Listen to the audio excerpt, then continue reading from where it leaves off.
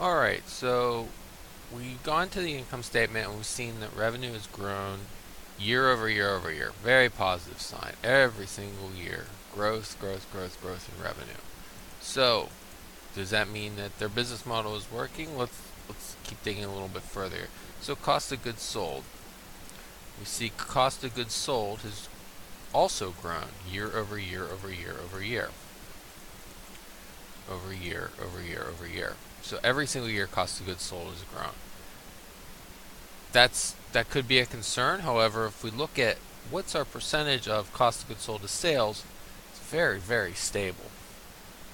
Very, very stable. 58, 57, 57, 58, 60, 59. All within this very tight 2-3% range.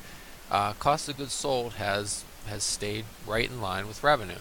So there are no spikes in our costs. We've been able to maintain our margin, and we can see it here in our gross income line here.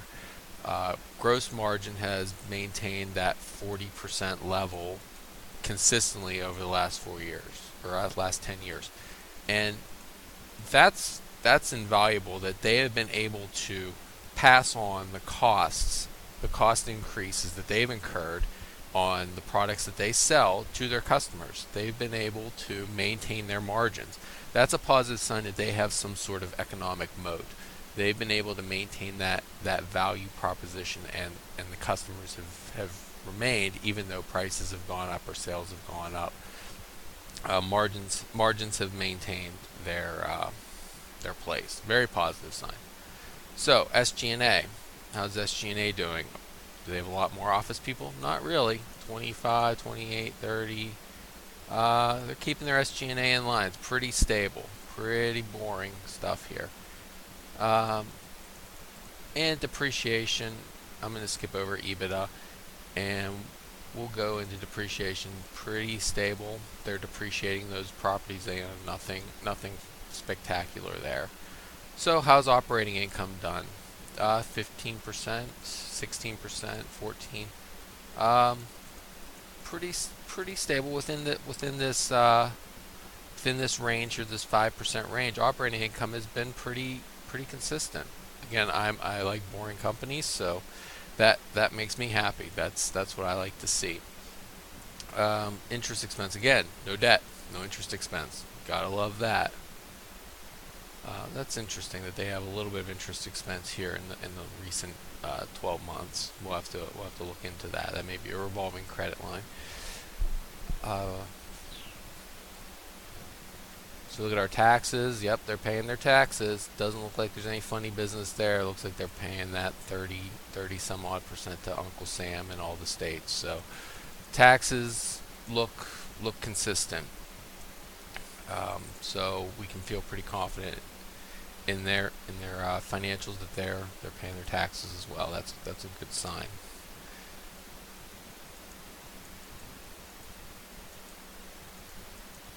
Net income from operations. So at the end of the day, they buy some stuff and they sell it to somebody else. How much money are they making doing all this? Looks like they're making a pretty stable margin, 9%ish, 8%ish margin on all this. So net income for every dollar they sell, looks like about 9 cents is going into their pocket. That's a pretty good margin. It's not a tech company. Again, they are a retailer, and they're in a very competitive industry with retailer where price is king. Just ask Walmart. So being able to maintain a 9% margin, that's a good sign. And being able to maintain it, I think, is the most important part when you're looking at a retailer. So let's go down to the cash flow statement real quick. We'll go through the cash flow from operations. After all those changes and everything, it looks like cash flow just growing. Every single year, cash from operations is growing. We had a little hiccup here in that year, but not too bad of a dip. But then we come back right with a vengeance in 2010. Cash flow, cash flow, cash flow. We've tripled our cash flow from operations in the last 10 years. That's a good sign. We have growth in our cash flow from operations. So in our investing activities, the main thing we want to look at is CapEx. CapEx is what we're trying to derive our free cash flow from, this operating activities, taking out our CapEx. If you look at CapEx, it's a very small percentage of our cash flow. Now, before it was pretty consistent with 25%ish. But as cash flow has grown, our CapEx has not grown as fast, if at all. It looks like it's maybe doubled or tripled, where our cash flow from operating activities is quadrupled. So CapEx has been kept in line. It's been in line with growth. And if you look at their 10K, most of that CapEx is for opening new stores. That is not CapEx, maintenance CapEx. So that means that money is being spent on growing the company and not maintaining. It's offensive money. It's not defensive money. And that's a good sign that the money is not being spent on just keeping us where we are. It's on moving forward. So I found that to be very positive in the 10K, that most of this money is going to new stores and building up new operations and growing the company. And you can see that in their revenue growth year over year, that more and more stores are coming on, and they're able to grow their top line and their bottom line through opening of new stores. So if the market declined and they decided to cut off any expansion plans, this CapEx would pretty much go away. I'm sure there would be some maintenance and they're repairing some of the stores, but for the most part, it would be pretty much eliminated along with the growth prospects. So this is a fungible number. It's not something that they are going to have to spend every year, which is a good sign for me that they have that flexibility as well in tough economic times. They've purchased long-term investments. They've been selling some short-term investments. That looks like some cash management, readjusting there. So let's go to financing. What are they doing in their financing activities? I always find this area to be the most fascinating. A lot of people look at the operating, but I like to see how management is handling their cash and how they're getting their cash and how are they rewarding shareholders or positioning the company going forward. If you look here again, no debt to pay. They didn't issue any debt. That's good stuff. They didn't pay a dividend. I don't like this in some regards, and I do like it in other regards. They are still growing, but a retailer that's been around that long and not paying a dividend is kind of frustrating. I could see this dividend coming out soon. However, if you go on the other side of the coin and look at what are they doing with their stock, how much stock are they issuing versus how much are they repurchasing. So what's the net issuance? Instead of paying a dividend, Bed Bath & Beyond is rewarding their shareholders with stock repurchases, growing your slice of the pie, so to speak. Instead of paying you out cash, they're just making your slice of the company a little bit bigger. And you can see that they have been consistently, since 2005, a net purchaser of their shares.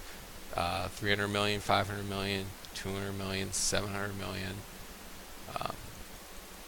And this is interesting here, that during this time when share prices were kind of depressed, they slowed down their purchasing. I would love to have seen this number be much higher.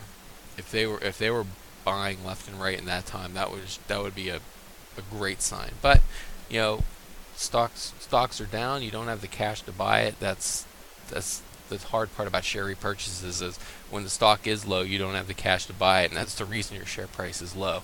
So I'm okay with that. But you can see they're consistently net purchasers of their shares, which is a good thing. They are rewarding their shareholders through capital appreciation, share price appreciation, as opposed to paying dividends.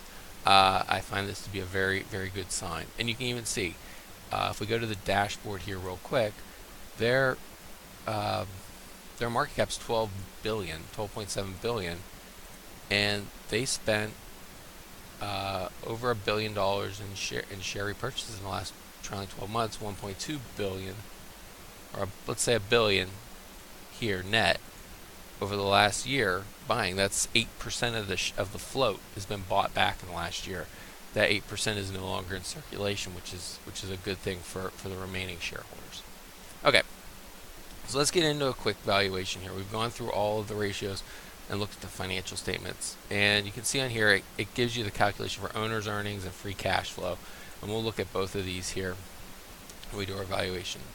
I'm a fan of this discounted cash flow valuation metric. This is where I go to do my valuations in the old school value spreadsheet.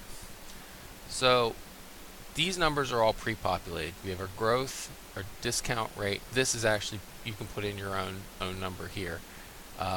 Terminal value and the free cash flow. Do you want free cash flow or owner's earnings and your margin of safety? This is all filled in for you when you start, and then we can start making adjustments as need be. So the basic formula for discounted cash flow is we're looking for the present value of future cash flows, and how are we going to value the company. So let's get started with that. What do we think that the value of the company is? So let's say there are three big pieces to it. First, what's our starting point? What's our starting free cash flow that we're going to use? What's our growth rate of that free cash flow? And what are we going to discount it at? What's our required rate of return on this particular company's cash flows? So we fill in those three inputs, and we can come out with a fair value, what we think the fair value of the company is based upon our inputs up here. So let's get started. I'm going to give you my opinion on this. Of course, you have to do your own analysis and figure out what you think are the proper inputs into this formula when you're doing this. So I'm going to start here with the free cash flow. Let's start with where do we think we are now.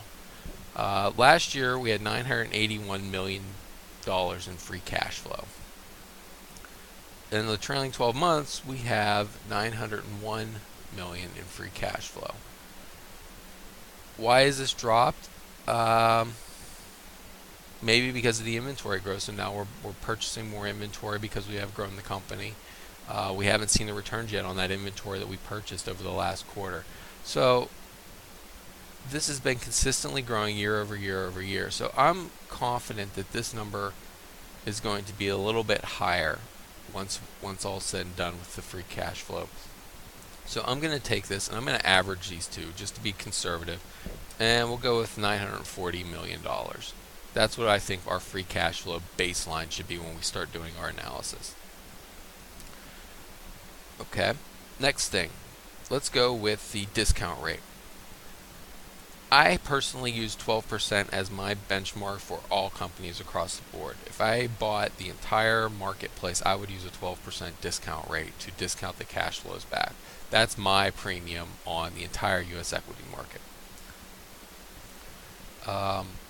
However, Bed Bath & Beyond I find to be a much more stable company. As we said, no debt, no real issues with their financials, so I think that they deserve to have a lower discount rate. And I use the absolute PE calculation to do that. So I take a look at this here, which is another spreadsheet, and I look at their score, their business risk, their financial risk, and their earnings predictability.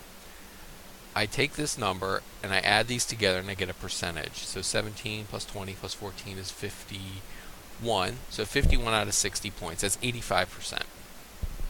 So I use that 85% as my factor off of my 12%. I use the risk-free rate plus my equity rate, my required equity just to be in equities, which is about 3%, and then I take the difference between that rate and my 12% market return.